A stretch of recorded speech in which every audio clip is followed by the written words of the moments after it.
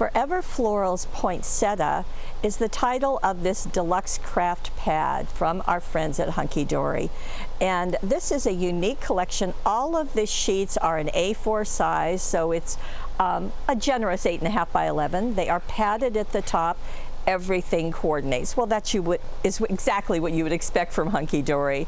Now you can see that gold foiling, and all of these are die cut, so they'll just pop right out. You get borders, you get the nested die cuts, and here we go with poinsettias, as you would expect, in red and white, as well as a mix.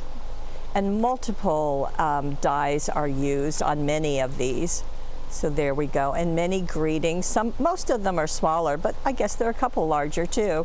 Now, to coordinate with those images I just showed you, there are some foiled adorable scoreable. This is cardstock weight, and there will be 4 of these that are foiled, and you can see them right here.